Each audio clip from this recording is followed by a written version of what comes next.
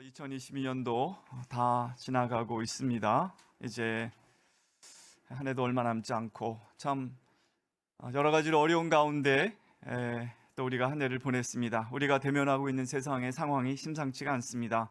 코로나19 팬데믹이 벌써 만 3년이 다 되어가지만 완전히 종식되지 않고 무엇보다 중국이 제로 코로나 정책에 실패하면서 다시 세계적으로 코로나가 재확산되지 않을까 하는 그런 염려도 있습니다. 저도 3년 동안 열심히 그 4차까지 접종하고 조심했는데 2주 전에 코로나가 딱 걸린 거예요.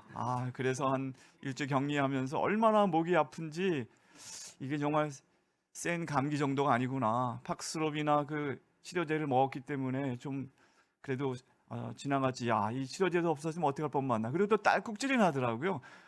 한 3일 동안 딸꾹질을 나는데 참 일상이 정말 힘들었습니다. 그래도 다행히 지금 다 그쳤는데 코로나도 그렇고 여전히 진행 중인 우크라이나 러시아 전쟁은 언제 끝날지 가늠하기 어려운 상태입니다. 이 전쟁 여파로 내년에 세계적인 경제 침체가 있지 않을까 우려도 됩니다. 이런 일련의 사태를 겪으면서 지난 30여 년간 사람들과 물자가 국가 간에 자유롭게 이동하던 것을 허용하던 세계화의 흐름과는 확연하게 다른 반세계화의 장벽이 높아지고 있다는 것 우리가 다 보고 있습니다. 많은 전문가들은 이제 우리가 지난 수십 년간 경험했던 그런 것과는 전혀 다른 세상에 우리가 지금 진입하고 있다, 이렇게 보고 있습니다. 그런데 그 전혀 다른 세상은 우리에게 희망적이기보다는 매우 어둡고 차가운 모습으로 다가오고 있습니다. 오늘 성경 본문 이사야서 6장에 이사야가 처했던 상황도 좋지가 않았습니다. 오늘 1절에 보면 우시야 왕이 죽던 해라는 표현이 나옵니다. 우시야 왕이 죽던 해는 BC 740년 경이라고 알려져 있습니다. 이 표현은 많은 것을 이야기해 주는데 유다 왕국이 정치적 경제적으로 전성기를 누리던 한 시대가 끝났다는 의미입니다. 우시야 왕은 유다 왕국을 52년간 통치했습니다. 52년. 솔로몬 왕 시대 이후 최고의 전성기를 이끌었었는데 그의 죽음에 즈음하여 국제 정세가 크게 바뀌고 있었습니다. 우시야 왕이 통치하던 시기에는 당시 고대 근동 세계의 패권 국가였던 아수르 제국이 국내 사정으로 약 40여 년간 주변 국가들을 압박하지 않고 그렇게 비교적 평안한 그런 국제 질서가 형성되어 있던 그런 소강 상태였기 때문에 남유다와 북이스라엘 왕국 모두 안정과 번영을 누릴 수 있었던 것입니다. 하지만 국제 정세는 아수르가 강력한 제국주의 정책으로 다시 돌아서면서 주변국들을 압박하기 시작하게 되고 결국 북왕국 이스라엘은 이사야 시대에 멸망하게 됩니다. 아수르 제국에 의해서. 남왕국 유다도 아수르 제국의 압박에 시달리다가 뒤이어 패권을 잡은 바벨론에 의해서 예루살렘 성전이 파괴되고 왕과 백성들은 포로로 끌려가고 국가는 멸망하게 됩니다. 우시의 왕의 죽음은 바로 그러한 전환기로의 진입을 의미하는 것이었습니다. 바로 그렇게 어려운 시절에 하나님은 이사야를 부르신 것입니다. 그에게 주어진 사역은 너무나도 충격적인 임무였습니다. 오늘 6장 9절부터 13절의 말씀을 보면 전쟁이 일어나고 파멸이 있게 될 것이고 인구는 10분의 1로 줄게 될 것이다, 그런 얘기가 있습니다. 그런 말씀이 나옵니다. 그 중에 10분의 1이 황폐하게 돼서 10분의 1만 남게 될 것이다. 그런데 그거조차도 이것도 황폐하게 될 것이다. 여러분, 서울 인구가 1000만 명인데 한 100만 명만 남는 생각해 보시오. 이 도시에 지금 인구가 농촌에 줄어들고 지방도시들이 소멸되고 있어서 지금 우리가 걱정하고 있는데 10분의 1. 저희 GMTC가 2020년 코로나 시작되었을 때 32명 훈련생, 아이들 17명 정도 있었는데 이 3년이 지나면서 이번 65개는 13명 훈련했어요. 13명, 아이들 7명. 만약 GMTC가 한 35명 정원인데 4명만 이제 훈련생이 들어온다. 참 끔찍한 얘기입니다. 앞으로 이항교회가 만약에 10분의 1만 남는다, 여기 교인들이, 오늘 앞에 찬양팀에 한 10분 정도 나왔는데 다 없어지고 한 명만 계시면은 참 그런 이 전망 가운데 그렇게 될 것이라는 그런 그 하나님의 말씀을 들은 겁니다. 이사야 선지자는 당시 완악한 유다 백성들을 향하여 심판과 남은 자들을 통해 회복의 메시지를 전해야 되는데 당연히 사람들에게는 인기가 없는 그런 메시지였을 것입니다. 우리가 현재 직면하고 있는 한국 교회와 선교 운동의 상황도 밝지가 않습니다. 코로나로 중단되었던 공예배가 정상화되기 시작했지만 대부분의 교회에서 교인들이 예배에 참석하는 참석률이 이전보다 약 20% 정도 줄었을 거라고 예측하고 있습니다. 우리 이한교회도 좀 어느 정도 그 영향이 있는 줄 알고 있습니다. 특별히 30, 40대의 자녀들을 양육하는 젊은 MZ세대의 부모들의 교회 출석률이 현저하게 줄어들고 있다고 합니다. 그에 따라서 교회 재정도 타격을 받고 또 선교사들에 대한 지원도 축소될 것이라는 것 다들 예측하고 있습니다. 저희 GMC에도 교회들에서 이제 연말에 새로운 이렇게 연락이 오는데 아주 큰 교회들도 예산이 줄어서 그런지 좀 줄이겠다 이런 연락도 오고, 이번에 3년 만에 저희 GMF 수련회가 2박 3일 동안 해서 갔는데 중국 선교사 하나를 만났습니다. 중국 장족 티베트 쪽을 위해서 15년간 일했었는데 이제 2018년 19년 어간에 중국의 선교사들 대거 추방하기 시작했고, 더구나 이 코로나 사태가 터지면서 한국에 나온 지 3년 정도 지났는데 그 선교사가 그러는 거예요. 너무 힘들다. 중국의 공안의 감시를 받으면서 이렇게 긴장 가운데 있을 때도 힘들었지만 한국에 와서 2, 3년 지나다 보니까 그야말로 좌불안석이라는 거예요. 내가 여기 계속 있어야 되는가? 중국은 돌아갈 수 있을 것인가? 다른 나라로 가야 하는가? 또 교회에 가기도 그렇고 너무나 힘들다, 그런 얘기를 하는데 참 마음이 아팠습니다.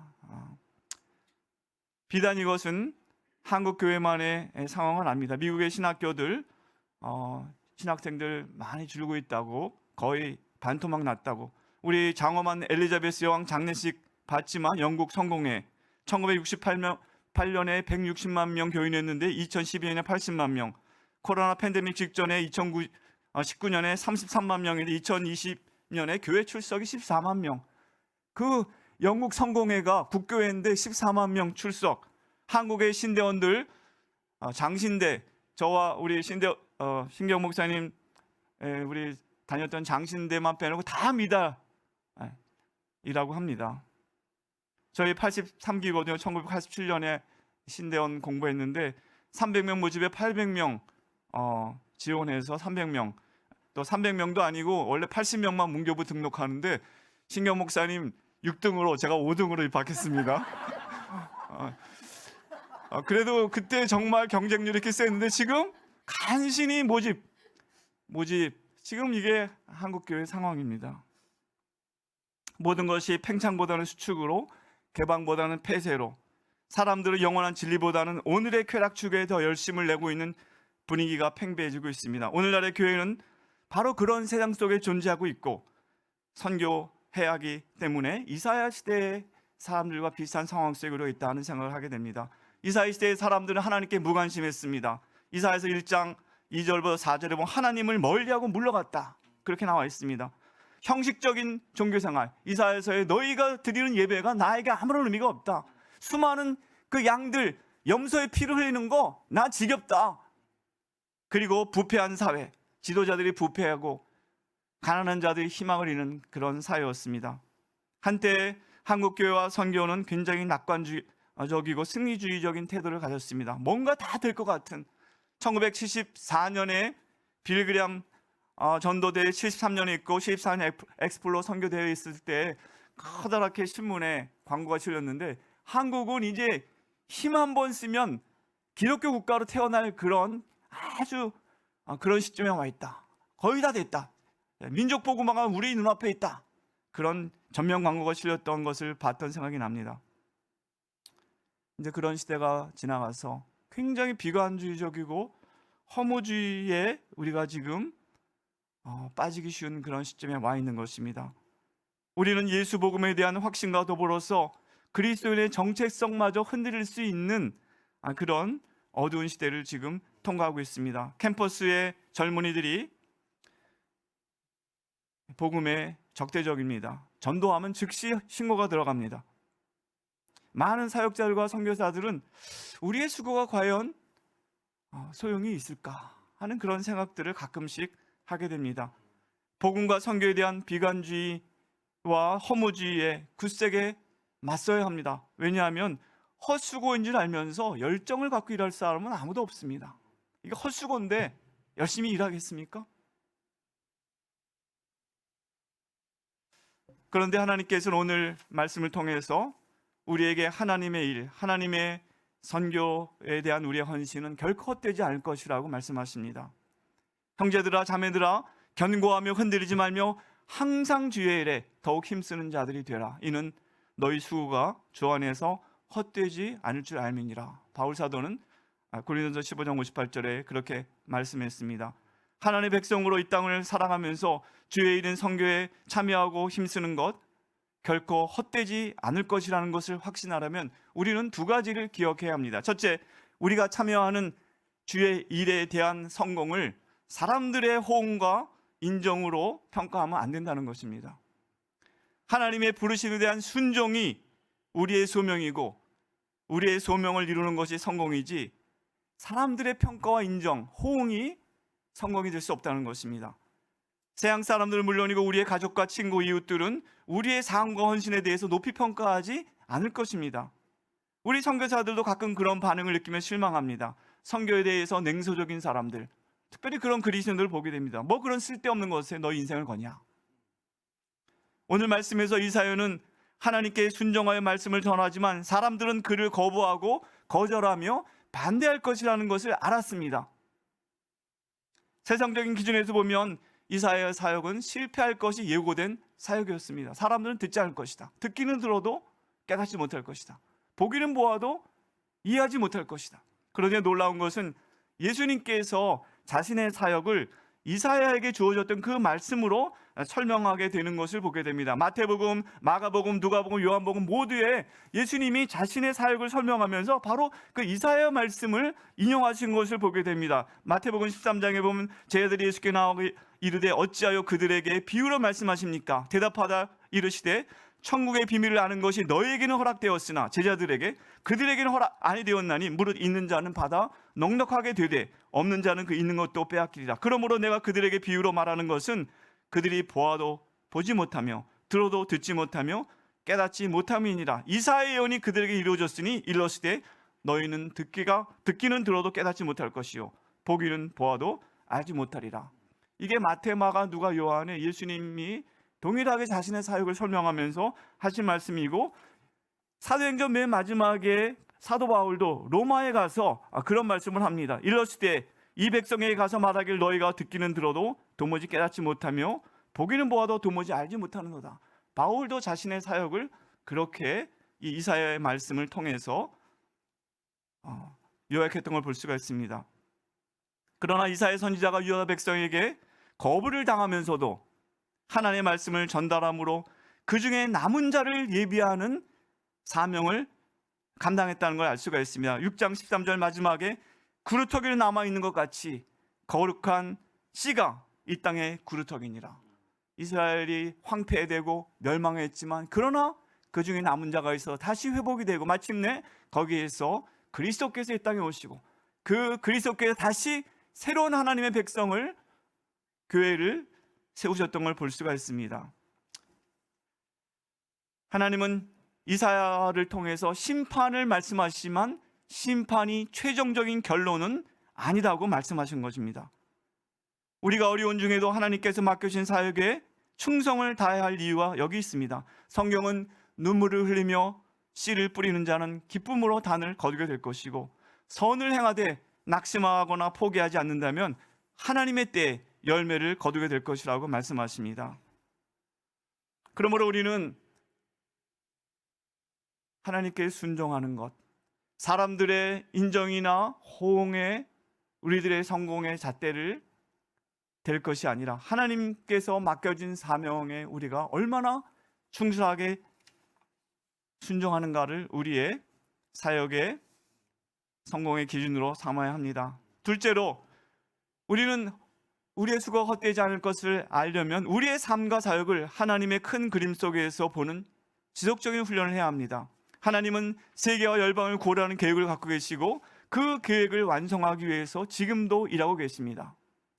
우리는 성삼위 하나님이 선교하시는 일에 참여하도록 부름받은 자들입니다. 오늘 유명한 말씀, 내가 또 주의 목소리를 들으니 주께서 이르시되 내가 누구를 보내며 누가 우리를 위하여 갈꼬 하는 말씀을 듣게 됩니다. 이사야는 지금 하늘의 보좌에 앉아 계시는 하나님의 그 모습을 보게 됩니다. 하나님은 이사야 시대의 왕인 우시야 왕은 죽었지만 하나님은 여전히 보좌에 앉아 계십니다. 우리를 위하여 누가 갈꼬, 이거 하나님의 그 어전 회의를 본 건데, 여러분, 왕이 혼자 앉아 있고 그것이 전부가 아니지 않습니까? 거기 수많은 그 신하들이 함께 서 있죠. 천상의 그 회의에 지금 그룹들이 하나님을 호위하고 수많은 하나님의 그 천사들, 하나님의 아들이라 일컫는 그런 어전 회의가 있는 가운데 하나님은 누가 우리를 위하여 갈꼬, 이 하나님의 이 천상 회의에서 하나님의 뜻을 이제 계획하고 실행하는데 이 땅에 그 일을 수행할 자가 누구냐, 이렇게 말했을 때 이사야가 자신을 보내달라고 말씀하고 있는 것입니다. 비록 우리 시대의 한국교회의 선교운동이 쇠퇴할 수 있어도 하나님의 선교는 중단되지 않을 것이라는 것 우리는 기억해야 합니다. 다만 우리는 하나님의 일을 위해 21세기에 부름받은 하나님의 백성으로 충실하게 하나님께서 이 시대에 우리에게 맡겨준 사명을 감당하는 것이 중요합니다. 예수의 제자로서 삶을 실망하지 않고 살아내는 것이 중요합니다. 우리가 사는 시대가 어두워질지라도 교회는 이 세상에 예수 그리스도의 빛을 비치고 세상이 어두울수록 작은 빛이라도 더 빛나는 것처럼 하나님의 나라의 맛을 보여주는 존재로 우리가 살아가는 것, 이것이 중요한 것입니다. 우리의 헌신이 하나님의 선교라는 큰 그림 속에 아주 작은 한 점을 찍을 수 있다면 그것은 헛된 것이 아닙니다. 하나님의 그 위대한 이야기에 아주 중요한 한 장면을 우리가 연출하고 있다면 우리의 삶은 헛된 것이 아닙니다. 이사야 선지자는 물이 바다 덮음같이 여호와를 아는 지식이 세상에 충만하게 될 것이라고 11장 9절에 말했습니다. 그런 것을 향하여 하나님은 역사를 주관하고 나가고 계시고 우리는 그 일에 참여하고 있는 것입니다. 만민이 하나님께서 베푸시는 어린 양의 혼인잔치에 참여하게 될 것을 이사야서 25장 6절은 말씀하십니다. 이사야 선지자는 만군의 여호와 열심히 일을 이루실 것이다, 이렇게 선포하고 있습니다. 우리는 이사야가 하나님의 큰 그림을 보았기 때문에 그 위대한 계획을 사실로 믿었기 때문에 어려운 시절에도 좌절하지 않고 그는 자신의 사명을 감당할 수 있었다는 것을 압니다. 우리도 이사야가 본 그 동일한 하나님의 그 계획을, 큰 그림을 믿는다면 비록 우리가 하는 일이 너무나 작고 무슨 의미가 있는가 하는 그런 생각을 가질 때가 있겠지만 그러나 우리는 충성을 다할 수 있는 것입니다.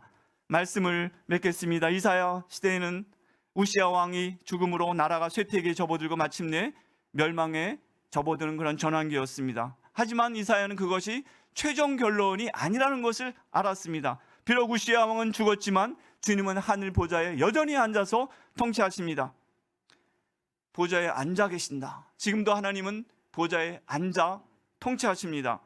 보좌에 앉은 왕, 그리고 서서 섬기는 수많은 하늘의 천군 천사들, 이 땅에 하나님의 백성으로 우리를 부르시고 보내시는 하나님, 역사의 주관자는 아수르나 바벨론이나 그 제국의 왕들이 아니라 여호와 하나님이시라는 것, 이사야는 보았습니다. 지금 21세기에 우리 하나님께서 여전히 보좌에 앉아 통치하십니다. 미국이나 중국, 러시아의 지도자들이 아니라 하나님이 주권을 갖고 계십니다. 역사를 주장하십니다. 인간 나라의 일어섬과 무너짐도, 교회 및 선교운동의 성장과 쇠퇴도 성삼위 하나님의 뜻 안에 있는 것입니다. 그 과정에서 세상은 변화무쌍하겠지만 하나님은 열방을 구원하시려는 계획은 확고하고 그 계획을 지금도 진행하고 계심을 우리는 믿어야 합니다. 우리는 어려운 시절 앞에서 이사야가 보았던 비전처럼 여전히 하나님이 통치하시는 사실을 믿는 것이 그 어느 때보다 중요합니다. 하나님의 나라를 위해 우리의 헌신이 결코 헛되지 아니라는 사실 확신하는 것이 필요합니다. 성탄절이 다가오고 있습니다. 이스라엘 백성이 로마의 압제를 받고 있던 그 어려운 시절에 성경의 약속대로 때가 참에 하나님께서 아들을 이 땅에 보내셨습니다. 이사야서 9장에 한 아이가 우리에게 낳고 라는 그 놀라운 예언이 성취된 것입니다. 하나님의 영광이 가득한 세상을 하나님은 이루어 나가실 것을 약속하셨고 실행하셨습니다. 우리가 가진 소망은 결코 헛된 꿈이 아닙니다. 우리 존재 자체가 헛되지 않습니다. 하나님 안에 있기 때문에 우리가 하는 수고 자체가 헛되지 않을 것입니다. 그리고 우리가 가진 소망은 헛된 꿈이 아닙니다. 하나님 안에서 반드시 이루어지고 하나님은 약속대로 다시 그 아들을 보내사 인류와 만물을 새롭게 하실 것입니다. 2020년 한 해 동안 주일에 힘쓴 이한교회 성도들 모두에게 하나님께서 견고하고 흔들리지 말고 항상 주일에 더욱 힘쓰는 자들이 되라고 오늘 말씀하십니다. 주님과 그 나라를 위한 우리의 모든 수고가 헛되지 않으리라는 것을 우리는 믿기 때문입니다. 기도하겠습니다. 하나님, 2022년 참으로 어려운 일도 많고 우리도 지치고 낙심되는 그런 순간들도 많았지만 하나님 여기까지 오게 하셔서 감사합니다. 하나님, 세상은 흔들리고 사람들은 불안해하고 우리 마음도 때로는 어두워지는 것을 하나님 느낄 때가 너무 많았습니다. 하지만 이사야가 참으로 보좌에 앉으신 그 하나님을 바라보고 그 음성을 들었던 것처럼 우리도 이 21세기의 하나님의 백성으로서 보좌에 앉아 통치하시는 하나님의 주권을 믿고 하나님께서 우리에게 맡겨주신 사명을 감당하는 저희 모두가 되도록 축복하여 주시옵소서. 감사드리고 예수님의 이름으로 기도드립니다. 아멘.